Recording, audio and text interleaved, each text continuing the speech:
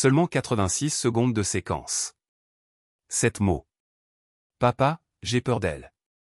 Il n'en fallut pas plus pour arrêter net un vétéran de guerre. Il ne dit rien. Mais ce qu'il fit ensuite révéla une vérité terrifiante, enfouie depuis 147 jours dans une maison que tout le monde croyait sûre. Et lorsque cette vérité a finalement été révélée au grand jour, le système tout entier a baissé la tête. Et la mère s'effondra en sanglots. J'ai signé les papiers et j'ai remis mon enfant au diable lui-même. Le ciel au-dessus d'Oak Ridge était plus bas que d'habitude. De lourds nuages gris s'abattaient comme un avertissement prêt à éclater. Un pick-up couleur sable entra discrètement en ville. Passa devant le vieux magasin Parker S à l'enseigne fissurée, la station-service délabrée, les boulots dénudés sifflant au vent. À Oak Ridge, tout était comme il y a 3 ans. Seul Daniel Ry avait changé. La peinture de la maison à 2 étages avait pâli. Le porche s'était affaissé. Des taches d'eau marquaient les contours de la maison. Comme si le temps avait tenté d'effacer son passé. Mais à l'intérieur, une chaude lumière jaune brillait, et avec elle, les souvenirs revinrent comme une vague. Les matins. Il tient sa fille dans ses bras après les quarts de nuit. Des nuits blanches à lire des contes de fées sous la douce lueur de sa veilleuse en forme de hibou. Il prit une grande inspiration. Une année entière sur le front de l'Est. Plus de 300 nuits blanches. 6 déménagements. Une rencontre qui a failli lui coûter la vie.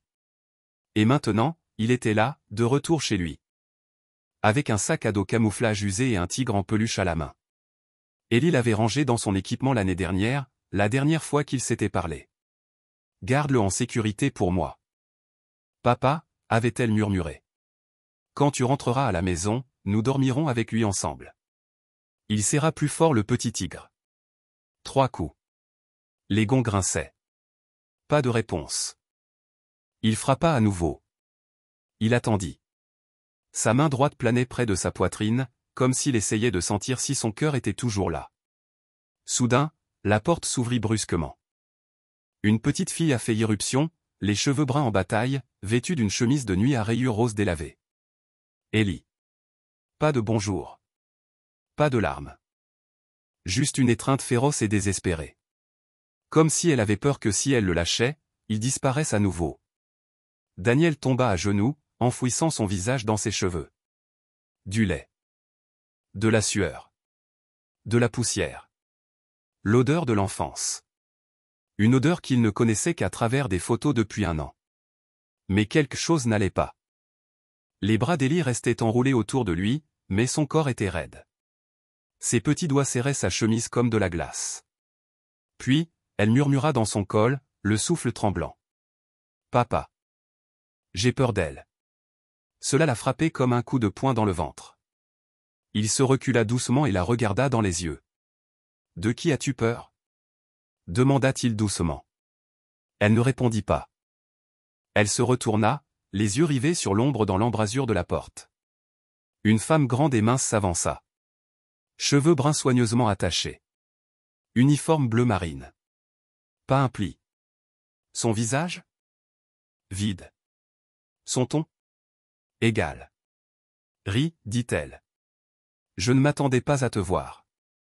Daniel se leva, le nom qu'elle utilisait riait sentiment de froid, clinique. Où est Kimberly? Elle est à l'étranger, répondit la femme. J'ai été autorisé à m'occuper d'Ellie temporairement. Elle désigna un document collé à l'intérieur de la porte. Daniel baissa les yeux. Ellie se cachait derrière son dos, serrant sa chemise comme si c'était le seul moyen de la maintenir en sécurité. Il s'accroupit à nouveau. Êtes-vous d'accord? Elle hocha la tête, puis la secoua. Elle n'est plus comme avant, papa. Daniel ne répondit pas. Il regarda sa fille, puis de nouveau Darla, la femme qui se tenait sur le seuil. Ses yeux rencontrèrent les siens, froids, vides. Impassible. Je veux parler seul à seul avec Ellie, dit Daniel, sa voix calme mais ferme. Les lèvres de Darla se pincèrent. Une lueur d'hésitation? Maîtrise? Traversa son visage. Bien sûr. Mais la prochaine fois, planifie-le. Après tout, ce n'est plus chez toi. Les mots ont piqué. Ils étaient techniquement vrais. Mais ils ne pouvaient pas passer outre l'instinct paternel. La main d'Ellie était toujours accrochée à la sienne. Tremblante. Daniel s'agenouilla de nouveau. Il regarda ses yeux, ceux qui s'illuminaient lorsqu'il entrait dans une pièce. Maintenant éteint. Distant. Effrayé. Je reviens bientôt. Très bientôt, murmura-t-il. Accroche-toi à ça. Tu l'auras. Tout comme moi. Il lui a placé le tigre en peluche dans les mains. Elle le serrait fort. Elle ne parlait pas. Mais ses yeux le suppliaient de ne pas partir. Darla s'écarta. Entre, Ellie. Il commence à faire froid. Ellie leva les yeux vers son père. Il hocha doucement la tête. Tout va bien, ma puce. Je suis là. Si jamais tu m'appelles, je viendrai. Elle est entrée. La porte s'est fermée. Daniel resta figé. Comme s'il venait de lui être arraché. Le vent soufflait dans la cour, faisant voler les feuilles de bouleau sur le porche.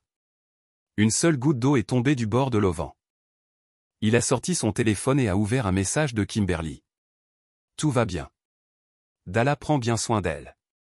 Pas d'inquiétude. Il a éteint l'écran. Pas besoin de s'inquiéter. Mais pour la première fois depuis son retour à la maison, il n'avait pas peur de la guerre. Il avait peur du silence. Le genre de silence qui se cache derrière des portes blanches et des lumières chaudes. Cette nuit-là, Daniel ne dormit pas. Il était assis seul dans son appartement. Pas de musique. Pas de livre. Juste le silence. Dans ses mains, une réplique d'un tigre en peluche, le même qu'Ellie avait autrefois glissé dans son équipement.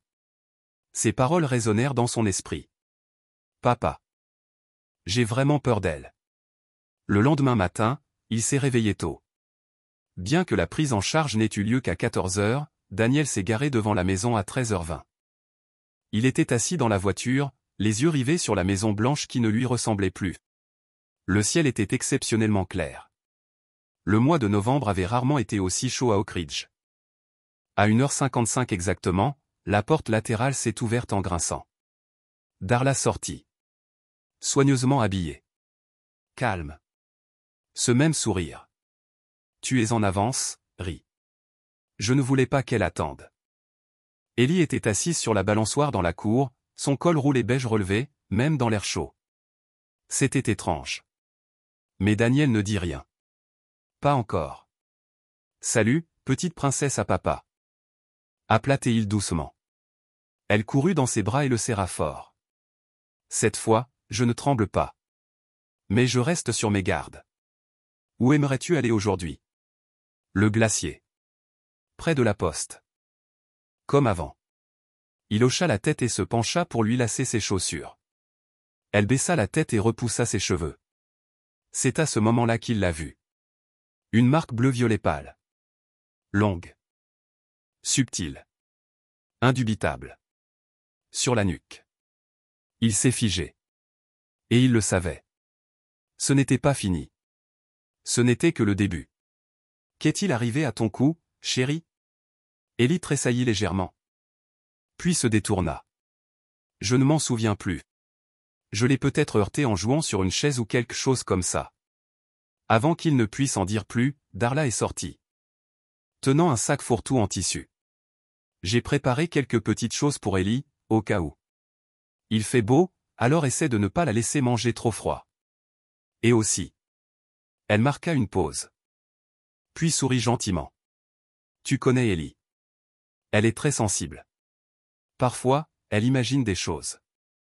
L'autre jour, elle m'a dit que je l'avais enfermée dans sa chambre juste parce que je ne lui avais pas donné un autre biscuit. Les enfants, non. Ils ont parfois une imagination débordante. Daniel garda son calme et hocha la tête en guise de remerciement. Il regarda sa fille. Ellie ne réagit pas. Elle resserra simplement son étreinte autour du tigre en peluche. Ils se dirigèrent vers la voiture. Sur le chemin du glacier, Ellie parla de l'école, d'une amie qui avait un chat, de sa nouvelle prof. Daniel conduisait, la regardant dans le rétroviseur. C'était toujours sa voix, toujours son regard, mais il avait l'impression que quelque chose se dressait entre eux, un rideau invisible entre le père et la fille. Il aurait voulu en demander davantage, mais chaque sourire laissait une part de sa raison hésiter. Darla avait peut-être raison. Les enfants imaginent des choses. Ils tombent et pensent qu'on leur a fait du mal. Ellie avait toujours été sensible, même toute petite. Après la glace, il l'emmena se promener dans le petit parc sur la colline. Ils s'assirent ensemble sur un vieux banc où il lui racontait des histoires d'astronautes. Ellie écoutait toujours, riait toujours, mais elle ne posait plus sa tête sur son épaule comme avant. L'après-midi s'est déroulé paisiblement. Rien ne semblait trop étrange. Quand Daniel la ramena à la vieille maison, Darla se tenait déjà à la porte. « J'espère que vous avez passé un bon moment tous les deux, dit-elle doucement. Daniel hocha la tête. Ellie se retourna, serra rapidement son père dans ses bras. Puis rentra à l'intérieur. Sans un mot, sans supplication, sans hésitation. Comme une adulte bien élevée. Ce soir-là, Daniel rentra chez lui. Le silence l'enveloppa comme une seconde peau. Il retira sa veste, se prépara une tasse de café et posa le sac en tissu d'Ellie sur la table. De l'eau. Des lingettes humides. Des mouchoirs. Quelques comprimés contre les allergies. Et un petit carnet à couverture rigide, le modèle à spirale qu'il lui avait acheté l'année dernière. Il l'a ouvert. Quelques dessins griffonnés. Une page représentait un chat vert. Une autre représentait deux personnes se tenant la main, lui et Ellie, visiblement. Puis il tourna la page jusqu'à la dernière. Là, collé avec un morceau de ruban adhésif transparent, se trouvait un petit morceau de papier. À l'encre violette épaisse, écrite d'une main d'enfant inégale, se trouvaient 4 mots. Elle m'enferme. Daniel se figea. Aucun bruit, aucun mouvement. Juste ces 4 mots, mais ils le frappèrent comme une bombe en pleine poitrine. Il la relut. Puis encore. Aucune excuse ne pouvait l'adoucir. Aucune rationalisation ne pouvait l'effacer. Le doute avait disparu. Il ferma le carnet et le reposa. Sa main se serra lentement et trembla. La vieille cicatrice au dos de sa main tressauta au vestige d'une bataille lointaine. Maintenant. Elle palpitait chez lui. Il avait autrefois combattu pour protéger son pays. Aujourd'hui, il se battrait pour protéger sa fille. Et la première personne qu'il devait trouver était Kimberly. Daniel n'avait pas fermé l'œil de la nuit. Les mots du carnet dans lequel elle m'avait enfermé semblaient gravés à l'intérieur de ses paupières. Chaque fois qu'il les fermait, il voyait l'encre, les lignes irrégulières. Il avait appelé Kimberly juste après avoir ramené Ellie à la maison, mais son téléphone était éteint. Le message qu'il avait envoyé semblait avoir été reçu, mais aucune réponse. Le lendemain matin, il appela à nouveau. Puis à nouveau. Au 6e appel, son espoir commença à s'évanouir. Soit Kimberly ne voulait pas être dérangée, soit pire. Elle le savait déjà. Daniel serrait le volant plus fort tandis que sa voiture dérapait dans les rues étroites d'Oak Ridge. Il avait l'habitude de parcourir cette même route avec Ellie à l'arrière de son vélo, l'emmenant à l'école maternelle. Maintenant. Elle portait un col roulé au milieu de l'été et écrivait des cris silencieux à l'aide que personne d'autre ne semblait entendre. Il s'arrêta 2 portes plus loin que la Maison Blanche. La porte d'entrée était ouverte. Madame Mildred, leur ancienne voisine, arrosait ses plantes sur le porche. Madame Mildred, appela Daniel en s'approchant. Elle leva les yeux et lui offrit un sourire bienveillant. Daniel rit. « Mon Dieu, ça fait combien de temps ? » « Presque 1 an, dit-il doucement. »« As-tu vu Kimberly récemment ?» La vieille femme hésita. Ses yeux vacillèrent. Elle n'est plus souvent là. Depuis qu'elle a épousé ce monsieur Frank, elle a emménagé avec lui dans le quartier nord. La petite Ellie est surtout avec cette Darla maintenant. La mâchoire de Daniel se tendit. « Tu veux dire la gouvernante ? » « Oui. C'est bizarre, vraiment.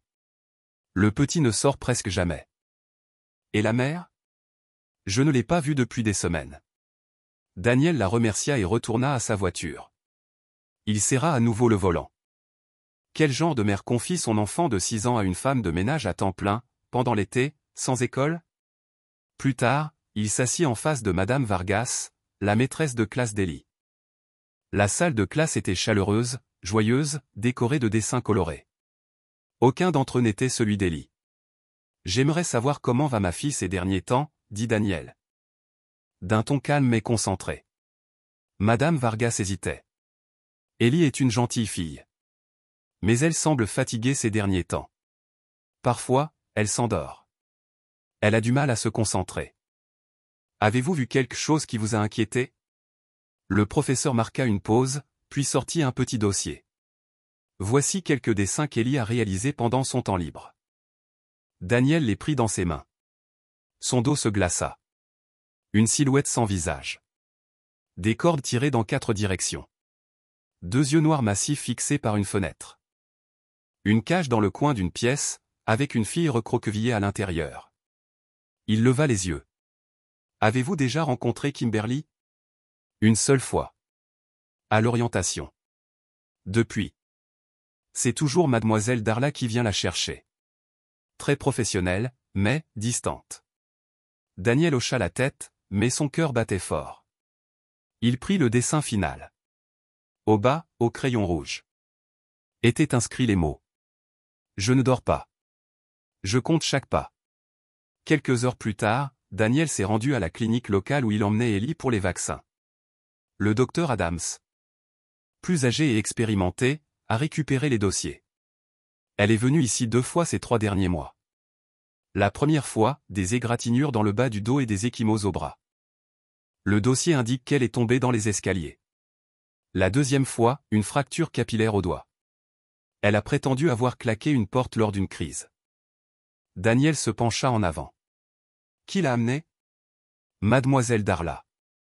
Nous n'avons jamais vu la mère. La voix de Daniel baissa. Vous vous doutiez de quelque chose?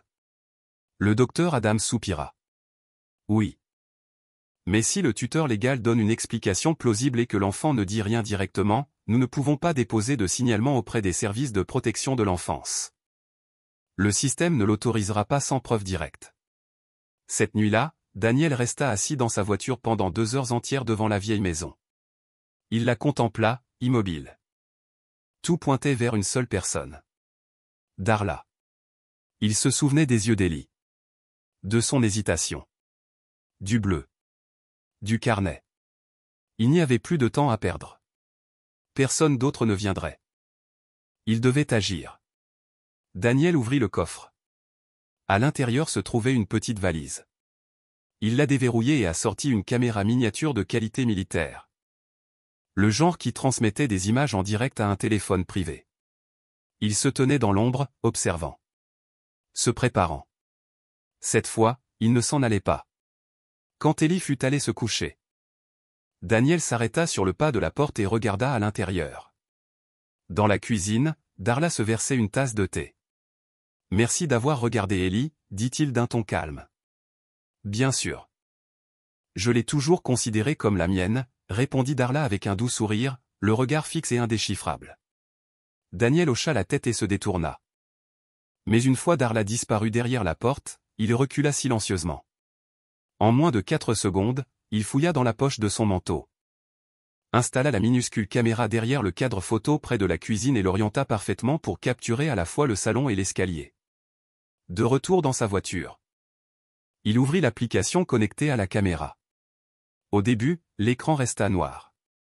Puis, lentement, la faible lumière de la cuisine s'alluma. Darla était face à l'évier, en train de laver un verre. Puis elle fit quelque chose qui redressa Daniel. Elle jeta un coup d'œil à la caméra de sécurité principale de la maison, puis s'approcha calmement et l'éteignit. Ses yeux s'écarquillèrent. Elle se déplaçait rapidement, délibérément et avec précision. Sans hésitation. Sans tâtonnement. Sans incertitude. Elle ne jetait même pas un regard nerveux autour d'elle. Elle savait exactement sur quel bouton appuyer et où. Et c'est ce qui le glaçait le plus. Darla n'était pas seulement stricte. Elle avait de l'expérience. Elle cachait quelque chose. Et maintenant? Daniel en était certain, il ne pouvait pas quitter Oak Ridge. Si elle savait comment désactiver les caméras, c'est qu'à un moment donné, elle en avait eu besoin. Ce niveau de contrôle était synonyme de peur d'être vue, d'être surprise. Après cette nuit-là, Daniel savait que le temps était compté. La caméra cachée continua d'enregistrer pendant quelques heures. Elle capta la prudence de Darla.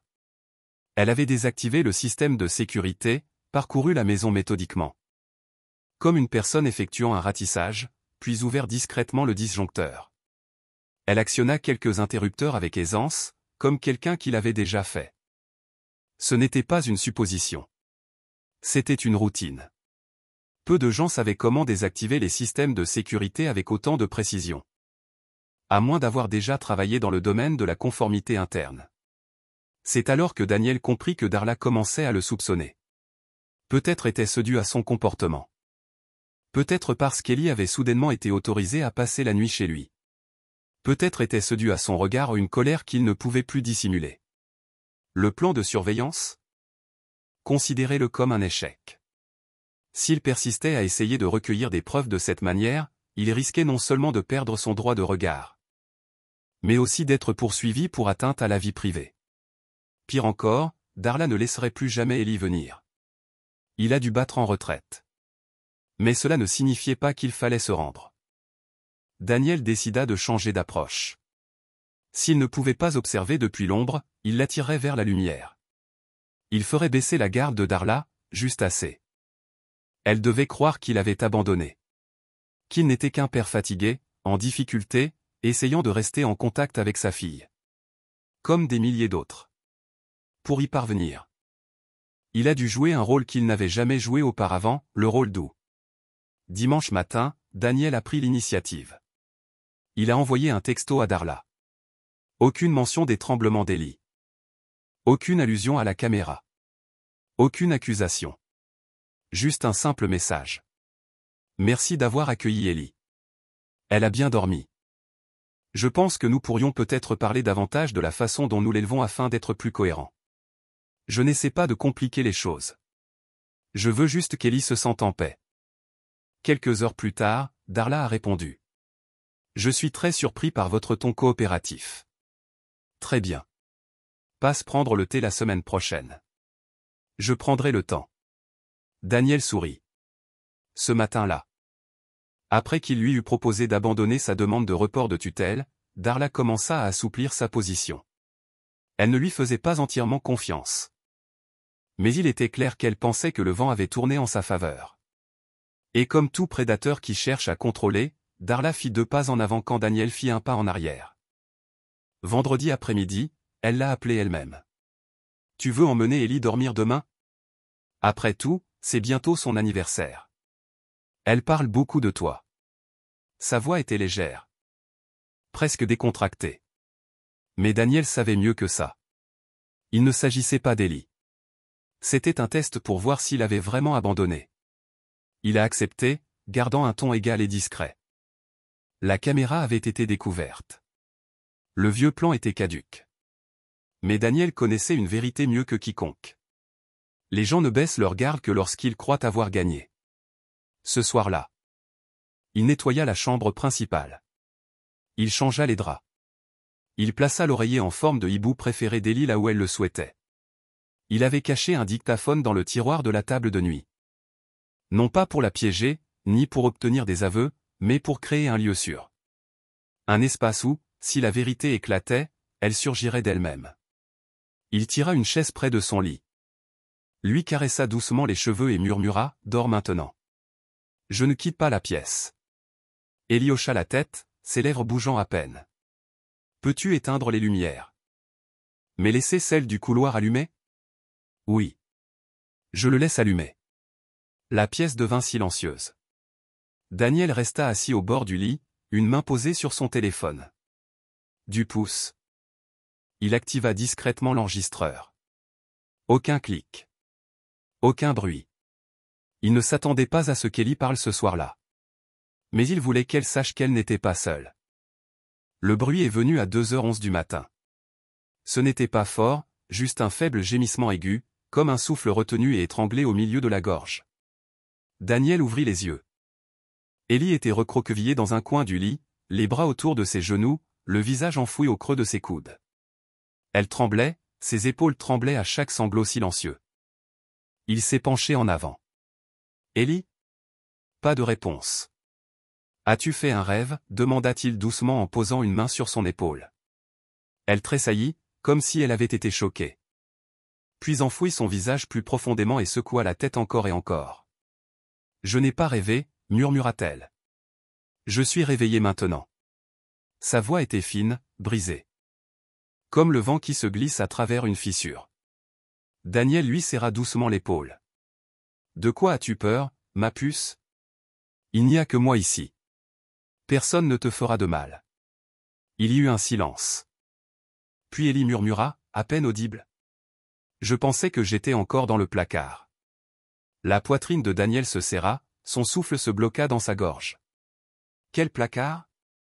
Ellie leva les yeux vers lui dans l'obscurité. Ses yeux brillaient, mais aucune larme ne coulait. Le débarras sous l'escalier. Elle m'a enfermé là-dedans. Pour combien de temps? La voix de Daniel était rauque. Le plus long, c'était après le petit déjeuner, jusqu'à la tombée de la nuit. J'ai renversé du jus d'orange. Elle a dit que je ne faisais pas attention. Que je rendais maman triste. Et qu'il fallait me punir. Elle t'a frappé? Demanda Daniel, chaque mot prononcé avec précision et prudence. Ellie secoua la tête. Puis s'arrêta. Elle fit un petit signe de tête. Ce n'est pas comme frapper. Elle m'a enveloppé les mains dans une serviette et les a attachées au tuyau d'eau. Elle m'a dit que pleurer ne servirait à rien. Si je pleurais, pas de dîner. Si je criais, elle me prendrait tous mes jouets. Daniel tourna lentement son téléphone. Appuya à nouveau sur le bouton d'enregistrement et le plaça à côté de son oreiller. Il n'a pas interrompu. Il n'a pas insisté. Il a juste attendu. Ellie le fixait. Comme si elle mesurait quelque chose. Comme si elle se demandait, est-ce que papa me croira? Puis elle dit doucement, j'ai peur de pleurer, parce que si elle me voit pleurer, elle sourit. Daniel se figea. Son cœur s'est brisé et endurci en même temps. Cette phrase, ces mots, n'appartenaient pas à un enfant de 6 ans. Ils appartenaient à quelqu'un forcé de grandir trop tôt dans le silence. Il se pencha en avant et la prit dans ses bras. Papa est là maintenant. Je ne sais pas si tu me crois, murmura Ellie. Je te crois, dit Daniel. Je te crois sur parole. Pour la première fois, elle posa sa tête contre sa poitrine. Pas de larmes. Mais ses épaules ont cessé de trembler. Le lendemain matin. Daniel fit chauffer une tasse de lait pour Ellie, puis ouvrit son ordinateur portable. Il transféra l'enregistrement audio sur une clé USB et en enregistra une autre copie sur un disque dur privé. Il ne pouvait pas appeler la police, pas encore. Mais maintenant, il tenait quelque chose d'irréfutable. Une déclaration volontaire et détaillée. Les mots d'un enfant, prononcés sans pression. Et, vu de la caméra, suffisamment pour confirmer que Darla avait des raisons de se cacher. Elle avait déjà glissé. Pendant qu'Ellie jouait avec des blocs de construction dans le salon. Daniel est sorti sur le balcon et a appelé son avocat. Je dois établir la garde. Immédiatement. De l'intérieur de la maison, la voix d'Ellie flottait, douce et effrayée. Papa. Si jamais je dois y retourner, s'il te plaît, ne me laisse pas oublier ma veilleuse. J'ai peur du noir. Daniel n'a pas répondu. Il agrippa fermement la balustrade. Là-bas? Jamais.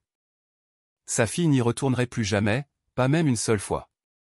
Lundi matin, Daniel entra dans le bureau de son avocat, la clé USB à la main. Il ne s'assit pas. Ses paumes appuyèrent sur le bureau pour se stabiliser, mais la tension dans ses veines en disait long. C'est l'enregistrement d'Ellie, il a dit. Volontaire. Clair. Descriptif. Non contraint. Mitch Talbert a démarré son ordinateur. Son visage, habituellement sculpté dans la pierre, changeait en quelques secondes dès qu'il entendait la voix d'Ellie. Quand la partie concernant la corde arriva, il coupa le son. L'émotion est réelle, il a dit point. Mais avant 7 ans. La parole d'un enfant n'est pas recevable sans l'observation d'un tiers ou sans preuve corroborante. La mâchoire de Daniel se tendit. Alors de quoi ai-je besoin? Quelque chose que le tribunal ne peut pas ignorer, répondit Albert. Des photos. Une vidéo. De vieilles blessures. Un acte commis directement et en temps réel. Daniel expira fort. J'ai 2 jours. Ce week-end. Talbert hocha lentement la tête. Alors n'attendez pas une opportunité. Créant un. Ses doigts parcoururent les coutures du col. Y insérant une minuscule caméra. L'objectif, camouflé en bouton, offrait un champ grand angle et pouvait stocker jusqu'à 2 heures d'images. Pas de Wi-Fi. Pas de transmission. Juste une mémoire interne.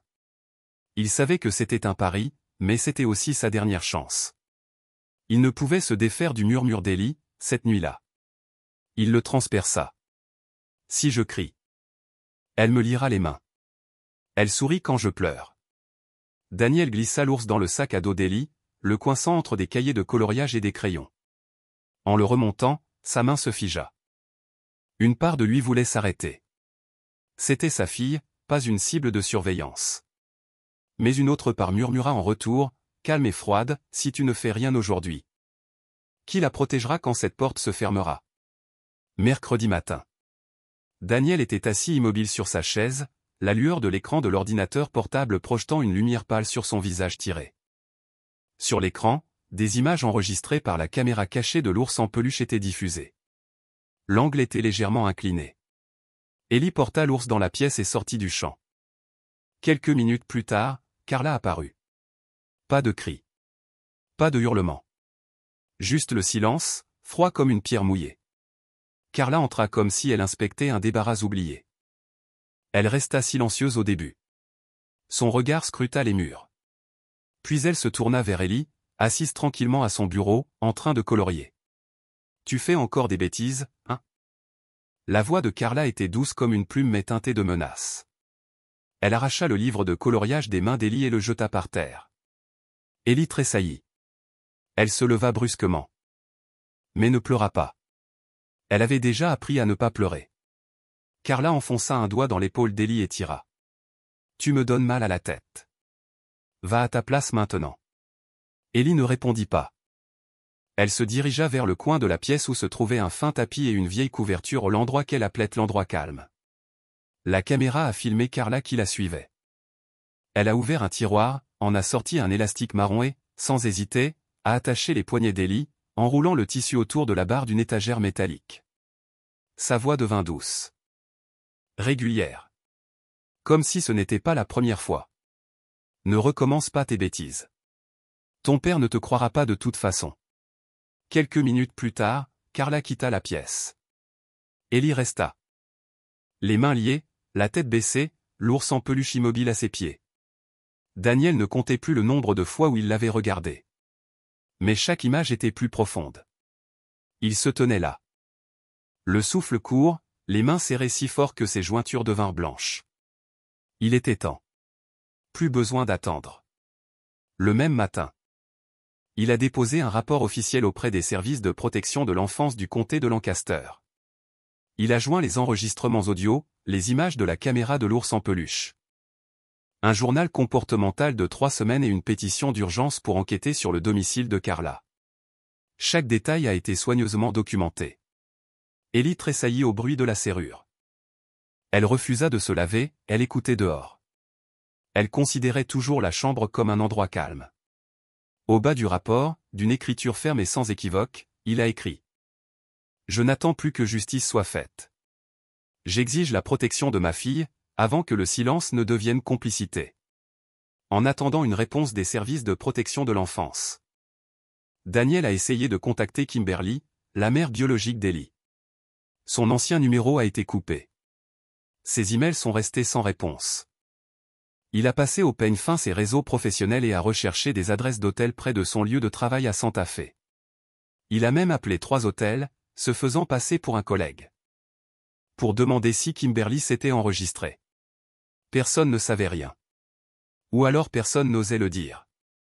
Daniel était assis derrière le volant, les yeux rivés sur le pare-brise. Kimberly, murmura-t-il, s'il reste ne serait-ce qu'une once de mer en toi, reviens, s'il te plaît. Il se demandait ce qui pouvait bien pousser une mère à s'éloigner si complètement. Froidement. Choisir une nouvelle vie, une nouvelle famille, au prix de celle qu'elle a laissée derrière elle. Après 2 jours de révision.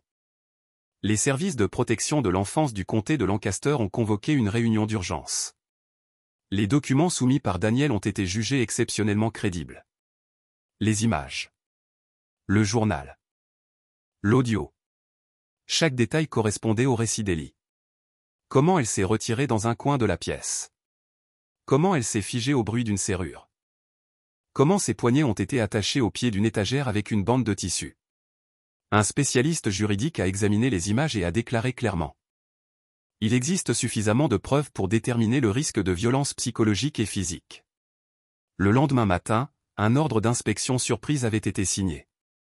Une équipe de 2 personnes, un travailleur social expérimenté et un nouveau stagiaire, a été envoyée au 1471 Maple Lane. Le véhicule du CPS s'est arrêté devant une maison avec une clôture en fer usé. Le ciel était couvert. Le vent soufflait à travers les arbustes fragiles, créant un son presque semblable à un gémissement. Le jeune employé sortit le premier, suivi par l'assistante sociale, presse-papier à la main. Ils ont frappé à 9 heures du matin. Exactement comme indiqué dans l'ordre. Pas de réponse. Au 3e coup, la porte s'ouvrit. Darla est apparue. Bien habillée, les cheveux en chignon serré. Un sourire parfait. Mais une lueur s'alluma dans ses yeux. Un silence s'installa dans sa respiration, juste assez longtemps pour que l'employé senior comprenne qu'elle ne s'attendait pas à leur arrivée. « Oh. Bonjour, dit Darla doucement. Kimberly est en déplacement professionnel. Je m'occupe temporairement d'Ellie. Entrez, s'il vous plaît. » La maison sentait le désinfectant. Trop propre. Le genre de produit utilisé dans les nettoyants industriels pour sol. Tout était rangé avec trop de soin, nettoyé jusqu'à une perfection stérile. Ellie était assise sur le canapé, serrant le même ours en peluche. Son regard ne bougea pas. Elle n'établit aucun contact visuel. Ce regard, prudent, méfiant. Comme si le silence était la seule chose qui lui restait. Ellie. Ma chérie, dit doucement l'assistante sociale. Où dors-tu? Ellie ne parlait pas. Elle leva lentement une main et désigna le sol. Là, contre le mur, gisait un matelas fin et taché. Pas de couverture. Pas d'oreiller. Un coin de négligence déguisé en espace imaginaire. Darla rit. Elle aime jouer là-bas. C'est comme du camping, vraiment. Nous allons vérifier quelques zones supplémentaires, répondit l'assistante sociale. Calme. Maîtrisé. Il se dirigea vers une armoire dans le couloir, avec un loquet en métal à l'extérieur. Darla suivit, l'air finalement mal à l'aise. Je pense, c'est juste là qu'on garde quelques vieilles affaires, dit-elle d'une voix trébuchante. Le loquet a cliqué. Une bouffée d'air vicié s'échappa. Moisi. Suffocant. Pas de vêtements à l'intérieur. Juste des murs en bois marqués de légères rayures. Dans le coin. Une vieille couverture était enroulée comme si elle avait autrefois contenu un petit corps. Sur le sol, une paille en plastique. À côté, une légère empreinte de main maculée de crayon. Ils échangèrent un regard. Que se passe-t-il ici? A demandé l'officier. Darla esquissa un faible sourire. Elle aime juste ramper et jouer. Les enfants? Leur imagination est débordante. Mais Ellie recula. Ses doigts se serraient si fort autour de l'ours en peluche que ses jointures devenaient blanches. Un ongle était fissuré. Le plus jeune membre du personnel a pris des notes silencieuses. En bas, alors que j'inspectais la chambre privée de Darla, un dossier est tombé d'un tiroir. À l'intérieur, des documents jaunis. Mélangés à des dépliants promotionnels. Conformément au protocole, l'assistante sociale l'a ouvert. Ses mains se figèrent. Une ordonnance. Datée d'il y a 3 ans. Médicament antipsychotique. Nom du patient, Darla K. Simons. Un autre employé a consulté les archives administratives de l'État. Quelques minutes plus tard, le résultat est apparu. Darla avait déjà été renvoyée d'un foyer du comté voisin. Le motif indiqué, uniquement en circulation interne, était le suivant. Le comportement consistant à contrôler et à confiner un mineur au-delà des limites acceptables a entraîné des effets psychologiques durables. Il n'y avait aucun rapport criminel joint. Aucune accusation n'avait jamais été portée. Tout semblait avoir été discrètement ignoré. L'un des assistants sociaux a consigné chaque détail, vérifiant chaque point par rapport aux critères de protection de l'enfance de l'État. Au début, c'était une routine. Mais à présent, chaque ligne du rapport ressemblait moins à une observation qu'aux pages d'un journal inquiétant. Un soupçon grandissant ne pouvait plus être ignoré. La maison était trop propre. Étonnamment propre. Aucun signe d'enfant dans la chambre principale. La réaction d'Ellie face aux étrangers ne correspondait pas à celle d'un enfant élevé dans un environnement sain. Personne ne parlait. Il n'en avait pas besoin. Kimberly avait embauché Darla sans vérification des antécédents, simplement parce qu'une amie l'avait recommandé. Et maintenant? Il suffirait qu'une amie de plus franchisse cette porte pour que les services de protection de l'enfance soient contraints d'agir. Alors qu'il partait, l'assistante sociale se retourna pour jeter un coup d'œil à Ellie. La petite fille était toujours assise là, son ours en peluche à la main, les yeux grands ouverts. Comme si elle avait du mal à croire que quelqu'un l'avait vraiment vue. Mais ensuite, dans un réflexe lent et prudent, Ellie fit un léger signe de tête. Presque personne ne la remarquait. Sauf l'homme assis dehors dans la voiture, Daniel. Et à cet instant, lorsque le père et la fille se regardèrent, il comprit que ce n'était plus un choix. C'était une vocation. Le lendemain matin, au bureau des services de protection de l'enfance du comté de Lancaster, Daniel fut invité à un entretien privé. La pièce était petite, avec des vitres en verre dépoli et une fontaine à eau ronronnant doucement dans un coin. 3 personnes étaient assises en face de lui, un juriste, l'assistante sociale de l'inspection de la veille et un psychologue pour enfants. Nous vous remercions d'avoir pris l'initiative de nous envoyer ces documents, dit doucement la femme en chemisier bleu clair. Après la visite d'hier, nous avons quelques points à clarifier. Daniel hocha la tête, serrant dans ses mains la bouteille d'eau de source non ouverte. Le juriste a extrait une feuille imprimée du dossier. Selon la déclaration de la tutrice, Darla Simmons, elle a fourni le numéro de téléphone de la mère biologique d'Ellie, Kimberly Grassland. Elle s'arrêta. Mais après avoir passé nos données en revue, nous n'avons trouvé aucune trace de lui. Aucun antécédent médical. Aucun compte professionnel. Aucun lien juridique avec Kimberly. Daniel fronça les sourcils et se pencha légèrement en avant. Ce numéro est... La femme lut les chiffres. Daniel serra sa main plus fort. C'est le numéro que Darla m'a écrit il y a 6 mois quand j'ai demandé à joindre la mère d'Ellie, dit-il d'une voix ferme. Je l'ai appelé des dizaines de fois. Personne n'a jamais décroché. La psychologue pour enfants a rapidement noté une note dans son carnet.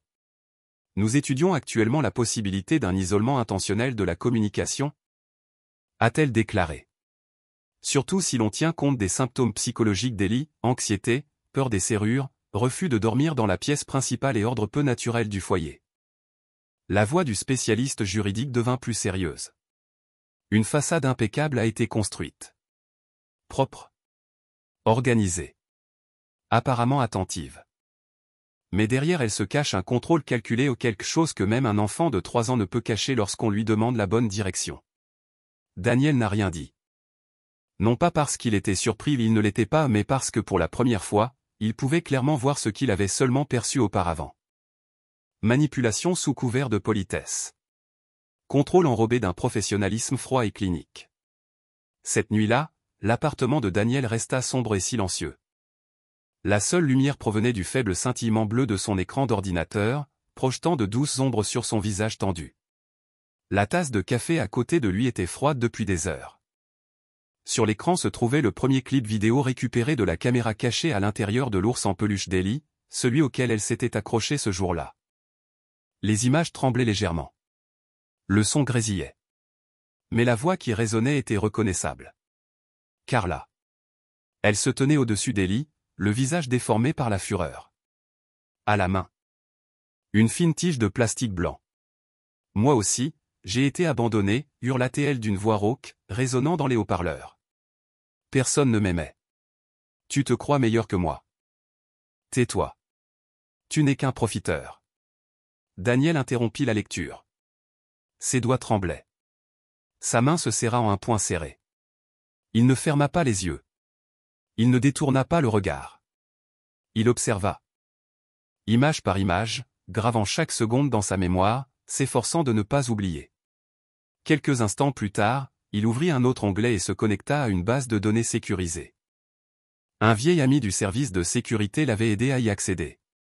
Le profil de Carla Simmons apparut. Aucun casier judiciaire. Mais les notes étaient crues. Froide. Clinique. Élevée à l'orphelinat Sainte-Adeline, aujourd'hui fermé. Dossiers disciplinaires internes. Contrôle excessif et punitions sévères envers les autres enfants. Diagnostic non officiel. Trouble de la personnalité compulsive. TSPT. Traumatisme infantile. Daniel fixait la photo granuleuse en haut à gauche du dossier. Une petite fille échevelée aux yeux écarquillés et hantée, debout. Seule entre des rangées de lits en fer froid. Carla, au même âge qu'Ellie. Il ne la plaignait pas. Mais maintenant, il comprenait. Cette femme n'avait pas seulement abusé de sa fille. Elle avait déversé 30 années de son propre abandon, chaque blessure, chaque cri, sur une enfant innocente. Daniel parcourait d'anciennes conversations. Des messages de Kimberly. Le dernier, bref. Dédaigneux. Carla est très appliquée. Elle m'aide à apprendre la discipline à la fille. J'ai trop de choses à faire en ce moment. Une phrase aussi nette que cruelle. Comme si Ellie était une tâche à accomplir, et non une âme vivante. Tout s'est mis en place. Carla n'était pas née monstre. Mais la confiance aveugle. L'indifférence et un système défaillant avaient placé un pouvoir illimité entre les mains d'une femme encore hantée par sa propre enfance. Et Kimberly, la douce mère des souvenirs de Daniel, avait disparu. Un nom. Une ombre. Une femme qui avait utilisé le « travail » comme prétexte pour confier sa fille de 6 ans à un fantôme brisé. Daniel se leva et se dirigea vers la fenêtre. Dehors. Le ciel était sans étoiles, un épais rideau de nuages d'orage pesait sur lui. Tout comme la lourdeur dans sa poitrine. Pas seulement le chagrin d'Ellie. Mais aussi l'indicible réalité. Sa fille avait survécu en silence, aux mains de quelqu'un qui avait été elle-même une victime et d'une mère qui aurait dû être son refuge le plus sûr au monde. Il retourna à son bureau. Il alluma l'enregistreur. Il ouvrit chaque fichier. Il marqua chaque horodatage. Chaque seconde serait une preuve. Cette fois, il n'était pas seulement père. Il serait celui qui briserait le cycle. Pas avec rage. Mais avec la vérité. Et puis, alors qu'il rouvrait les anciens journaux d'appel, un numéro autrefois enregistré comme Kimberly la dernière fois soudainement allumé en vert. Daniel appuya sur le bouton d'appel. Sans rien attendre. 3 anneaux. Puis une voix féminine prudente. Bonjour. Daniel serra plus fort le téléphone, son cœur battant la chamade. Kimberly. C'est moi. Daniel. Silence à l'autre bout du fil. Puis une voix tremblante se fit entendre. Daniel, qu'est-il arrivé à ma fille? La salle de réunion du bureau des services de protection de l'enfance était petite et sans fenêtre. Les murs gris pâle emprisonnaient l'odeur du papier usé et de la tension trop longtemps ignorée. Kimberly était assise bien droite, les mains jointes. Ses cheveux étaient parfaitement coiffés, sa robe impeccable, comme si elle sortait tout juste d'une salle de réunion. Mais la fatigue commençait à se lire sur son visage. Daniel était assis en face d'elle, le regard fixe, sans ciller. Un travailleur social a placé un ordinateur portable sur la table et, sans un mot, a ouvert un fichier vidéo. L'écran s'illumina. Ellie était tirée par le poignet. Ses bras étaient liés par un élastique blanc. La voix de Carla résonnait hors champ. Tu veux pleurer? Je vais te la fermer tout de suite. Kimberly s'est figée. Son visage perdit toute couleur. Sa main agrippa le bord de la chaise comme si c'était le seul moyen de la rattacher à la réalité. À la fin de la vidéo, elle ne parla pas. La pièce était silencieuse. Jusqu'à ce que sa voix réapparaisse faible, craquante, comme quelque chose de cassé depuis longtemps. Je ne savais rien. Je faisais confiance à Carla. Elle s'occupait de la maison, cuisinait, gérait tout mieux que moi. Daniel prit une grande inspiration, mais ne dit rien. Il attendit. 1 minute passa avant que les épaules de Kimberly ne se mettent à trembler. Elle porta les mains à son visage, des larmes coulant entre ses doigts. Je pensais faire de mon mieux pour son avenir. J'ai travaillé, pris des heures supplémentaires, essayé de gagner plus d'argent, mais je ne voyais pas que son présent se transformait en enfer.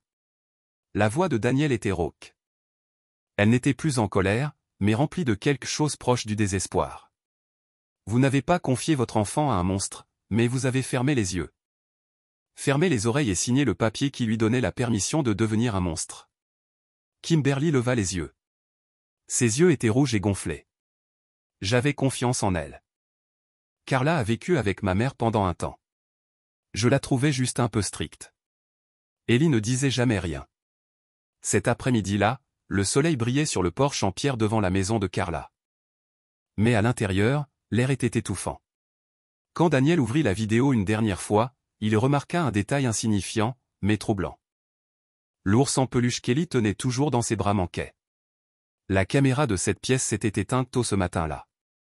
Son ventre se serra, un frisson lui parcourut l'échine. Il se précipita chez Carla sans prévenir. La porte n'était pas verrouillée, mais l'endroit était étrangement vide. Sur la table de la cuisine se trouvaient quelques briques de milkshake ouvertes. 2 valises étaient près de la porte. Sur le canapé, un ours en peluche gisait déchiré, sa garniture blanche se déversant comme un avertissement. Carla savait qu'elle avait été surveillée. Daniel se précipita au sous-sol. La berline argentée de Carla n'était plus à sa place habituelle. Il appela la police et signala un possible enlèvement d'enfant. Heureusement, le système de surveillance du quartier avait capté la plaque d'immatriculation du véhicule qui venait de sortir par la porte arrière. 35 minutes plus tard. Au carrefour près de l'autoroute 18, la police intercepta la voiture de Carla. Ellie était recroquevillée sur la banquette arrière, serrant sa vieille poupée de chiffon contre elle. Lorsque Daniel courut vers le véhicule, elle leva les yeux vers lui, les yeux écarquillés de peur. Mais lorsqu'elle vit que ce n'était pas Carla qui approchait, elle fondit en larmes. Pour la première fois depuis des semaines, Carla a été menottée et emmenée au poste pour détention illégale et maltraitance d'enfants. Alors qu'on l'emmenait, elle lança un sourire amer à Daniel. « Je n'ai rien fait de mal. Je lui ai juste appris comme on me l'avait appris. » Le lendemain, Kimberly rentrait de son voyage d'affaires. Elle avait été brièvement informée par téléphone de l'incident. Mais ce n'est qu'en entrant dans la salle de réunion interne des services de protection de l'enfance qu'elle a pleinement pris conscience de l'ampleur du cauchemar. La pièce était sombre. Éclairée uniquement par la lueur d'un grand écran montrant des images d'une caméra cachée à l'intérieur de l'ours en peluche d'Ellie. Lorsque le premier cri de Carla résonna dans les haut-parleurs, Kimberly se couvrit la bouche des 2 mains. Des larmes ruisselèrent entre ses doigts. Elle n'a jamais rien dit, murmura Kimberly. Je pensais qu'elle était juste silencieuse. Comme tant d'enfants. Il y eut un moment de silence. Puis, comme pour se l'expliquer, elle ajouta avec un léger soupir. Carla m'a raconté un jour que sa mère était paralysée d'un côté. Enfant? Carla devait s'occuper d'elle tous les jours, la laver, la nourrir, l'aider à se lever, changer ses couches. Elle n'avait pas le droit de se plaindre. Un jour, elle a renversé du porridge. Et sa mère l'a enfermée dans le débarras toute la nuit. Elle m'a dit que c'est là qu'elle a appris à se taire et à suivre les règles. Daniel ne dit rien. Mais ses yeux devinrent peu à peu lourds de tristesse. Avec le recul, Kimberly dit doucement. Peut-être que Carla croyait qu'elle entraînait Ellie à survivre de la même manière qu'elle avait appris à survivre. Sa voix tremblait. Mais ce n'est pas comme ça qu'on élève un enfant. C'est comme ça qu'on tue petit à petit tout ce qu'il ressent. Daniel se tenait près de la porte, les yeux fixés sur elle. Et à cet instant, il vit l'image de la mère qu'il avait connue chaleureuse et pleine d'entrain s'effondrer. Après la fin de la vidéo, Kimberly fut emmenée en salle d'interrogatoire, où Carla l'attendait déjà. 2 femmes étaient assises face à face autrefois amies, aujourd'hui plaignantes et défenderesses. Elles avaient autrefois partagé la même conviction, si personne ne fait de mal à un enfant. Il était peut-être prudent de le laisser grandir seul. Kimberly entra, tremblante mais essayant de garder son calme. Elle s'assit en face de Carla, la voix froide et hachée. « Que as-tu fait à ma fille ?» Carla croisa les bras et se laissa aller dans son fauteuil. Son visage n'affichait plus le calme de la veille. On aurait dit un masque qui commençait à se fissurer. « J'ai fait ce que tu n'aurais pas fait, » dit-elle. « Je lui ai appris à être indépendante. Pas de pleurs. Pas de demande. Tu me l'as confié. Où étais-tu ? » C'est tombé comme une gifle. Kimberly se releva brusquement, les mains tremblantes de fureur. Mais Daniel intervint et la raccompagna doucement dans son fauteuil. Il regarda Carla droit dans les yeux, la voix ferme mais posée. Elle n'osait pas pleurer. Elle avait peur de ne pas être nourrie si elle le faisait. Elle pensait que même si sa mère le savait, elle l'ignorerait. Ces mots frappèrent Kimberly comme une lame froide en pleine poitrine. Ses yeux baissèrent. Elle porta la main à son front. Pas de cri. Pas de réplique. Une seule chose persistait dans son regard. Effondrement. À cet instant, elle n'était plus la femme accomplie. Elle n'était plus la mère qui s'efforçait d'assurer son avenir. Elle était simplement une mère. Consciente d'avoir été absente du chapitre le plus cruel de la vie de sa fille. Et le prix de cette absence fut une enfance entière perdue à jamais. Daniel se leva le premier. Il ne voulait pas ajouter de paroles cruelles à une pièce déjà silencieuse. Il ne laissa derrière lui qu'une seule phrase. Si elle n'avait pas écrit dans son carnet ce jour-là.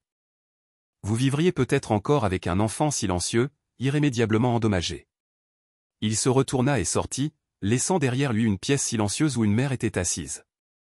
Pleurant en silence la seule vérité qu'elle n'avait jamais osé affronter, sa propre absence. La salle d'audience était petite. Avec des bancs en bois froid et une faible lumière jaune tombant du plafond, ce qui donnait à l'espace une impression à la fois exiguë et étouffante de silence. C'était une audience à huis clos. Pas de journalistes. Pas de public. Seulement 4 personnes assises de chaque côté d'une longue table en bois, Daniel, Kimberly, Carla, et la seule personne au centre de l'attention, Ellie.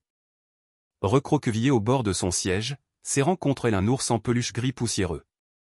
Daniel resta stable, calme, comme un soldat entrant dans son dernier champ de bataille. À côté de lui. Son avocat a ouvert un ordinateur portable et a commencé à jouer le premier clip vidéo. Le son résonnait dans le haut-parleur, les cris de Carla, les sanglots étouffés d'Ellie dans un espace confiné. Puis, une brève coupure sur des images fixes, des griffures sur le poignet de la jeune fille. Un dossier médical ancien, marqué « Chute dans l'escalier », ne correspondait pas à la hauteur de la rampe de la maison. Puis un enregistrement vocal « Si vous criez, vous êtes attaché ». Personne dans la pièce n'osait respirer trop fort. Carla gardait la tête baissée, les doigts entrelacés sur ses genoux, le dos pressé contre la chaise comme si elle pouvait s'y fondre. Lorsque l'avocat lui demanda « Avez-vous quelque chose à dire ?» Elle se contenta de secouer légèrement la tête. Puis, d'une voix à peine plus forte qu'un murmure, elle dit « Personne ne m'a jamais appris à aimer un enfant. » Daniel ne la regarda pas. Son regard se tourna vers Kimberly, qui n'était plus l'ex-femme amère gravée dans ses souvenirs. Elle était assise en silence, les yeux rouges, le mascara légèrement maculé sous ses cils. Lorsque le juge a demandé « Madame Kimberly, y a-t-il quelque chose que vous souhaitez présenter devant ce tribunal ?» Elle prit une longue inspiration, puis se leva. Je n'ai pas protégé mon enfant. Je ne mérite pas de l'élever. » Sa voix était tremblante, sans la moindre trace de défense ou de blâme. J'étais trop absorbé par le travail. Parce que je croyais être notre avenir. Et j'ai oublié de la voir présente. Je demande au tribunal, s'il vous plaît, ne la laissez plus souffrir à cause de moi. Le silence s'éternisa. Personne ne bougea. Le juge, un homme d'une 60aine d'années au visage usé et ridé, hocha lentement la tête. Puis il tourna son regard vers Ellie. Elle était assise. Voûtée derrière la longue table, les yeux rivés sur son père, comme pour lui demander sa permission. Daniel n'acquiesça pas. Il ne la pressa pas. Il la regarda simplement dans les yeux avec le même regard qu'elle lui avait autrefois connu. Quand elle était petite. Avant même qu'elle ne comprenne ce que signifiait une porte verrouillée. Ellie, dit doucement le juge, avec qui veux-tu vivre? Silence. 1 minute. 2. La salle retenait son souffle. Ellie serra plus fort son ours en peluche, ses lèvres pressées l'une contre l'autre. Ses yeux fixés sur personne.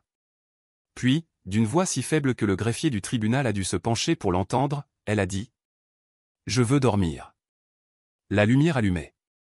Et la porte déverrouillée. Tous les regards se tournèrent vers le juge. Mais à ce moment-là, aucun autre témoignage n'était nécessaire. D'un ton ferme et solennel, il déclara. Le tribunal accorde la garde exclusive d'Ellie Rie au plaignant, Monsieur Daniel Rie. Madame Kimberly perd sa tutelle légale pour une période de 5 ans. Sous réserve d'une réévaluation après un suivi psychologique. Le marteau a sonné. Pas d'applaudissements. Pas de sourire. mais à ce moment-là, lorsque Daniel se retourna et ouvrit ses bras. Élie se leva, fit quelques pas hésitants, puis se précipita dans ses bras. Pas un mot n'a été prononcé. Seuls des sanglots doux et brisés se brisaient comme du verre. Daniel n'a pas murmuré. Papa est là. Il la serra simplement contre lui. Et sentit, contre son épaule, une petite fille qui s'était enfin autorisée à pleurer sous la lumière. La petite camionnette de Daniel était soigneusement garée à côté d'une clôture blanche fraîchement peinte, et une petite lanterne en forme de renard était accrochée au porche, tournant doucement dans la brise. À l'intérieur de la maison, Élie était assise en tailleur sur un tapis moelleux, découpant et collant des feuilles de papier colorées. Elle portait un pull crème et ses cheveux étaient attachés en couette soignée avec des rubans bleus. De temps à autre, elle jetait un coup d'œil par la fenêtre, où la lumière du soleil filtrait à travers les arbres et se déployait sur les murs vermantes de sa chambre. La chambre d'Élie contenait désormais tout ce qui lui manquait autrefois. Un petit lit avec une couverture épaisse et douillette. Un oreiller en forme de chaton. Une veilleuse en forme de lune qui projetait chaque nuit une douce lueur jaune. Daniel avait lui-même construit la bibliothèque basse. Chaque soir, il s'asseyait à côté d'elle et lui lisait des contes de fées jusqu'à ce qu'elle s'endorme, laissant toujours la porte entr'ouverte. La lumière allumée. Un samedi après-midi, Daniel emmena Élie au parc du quartier. Les feuilles mortes bruissaient sous leurs chaussures. Élie tenait une boîte de crayons. Puis s'assit sur un banc de pierre et commença à dessiner. Un peu plus tard, elle a montré sa photo. On y voyait une petite maison carrée avec une lumière dorée qui s'échappait des fenêtres. Et devant, un homme penché, tenant une petite fille dans ses bras.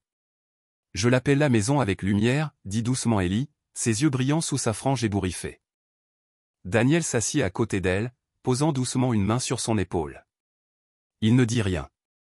Il se contenta de contempler le dessin un long moment. Comme s'il craignait d'oublier le moment où la lumière revint, capturée dans les mains d'une petite fille qui vivait autrefois dans l'ombre. Au loin, de l'autre côté du parc, une femme se tenait, partiellement cachée derrière les arbres. Elle portait un manteau gris, la main fermement agrippée à la bandoulière de son sac à main, et son regard suivait chaque pas d'Élie. Quand la jeune fille éclata de rire sous le soleil, Kimberly s'arrêta net. Elle pressa une main tremblante contre sa poitrine. Des larmes coulèrent sur son visage, silencieuses et incontrôlables. Daniel la vit. Il ne s'approcha pas d'elle.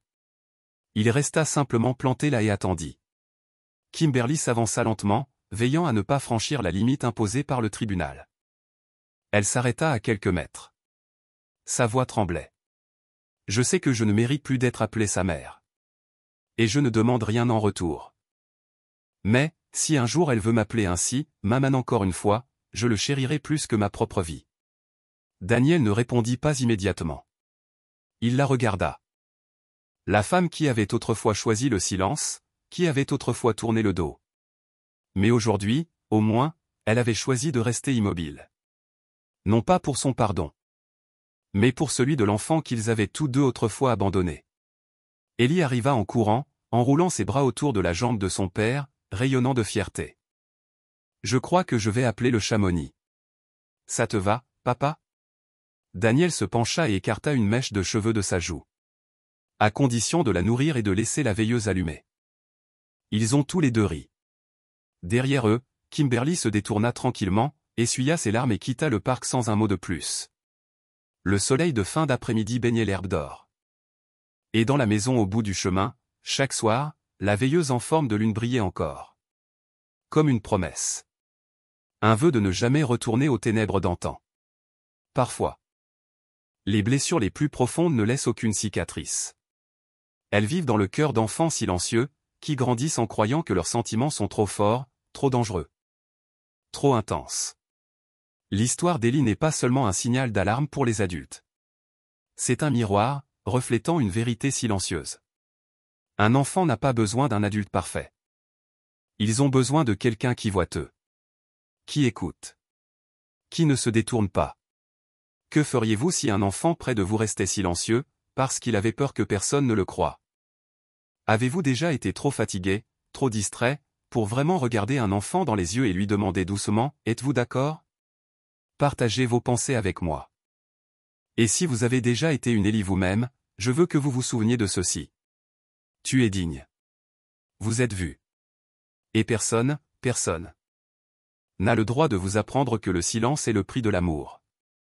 Merci d'avoir écouté l'histoire d'aujourd'hui. Comment vas-tu aujourd'hui? Quelque chose pèse sur votre cœur? Laissez-moi quelques mots, je lis chaque commentaire avec attention.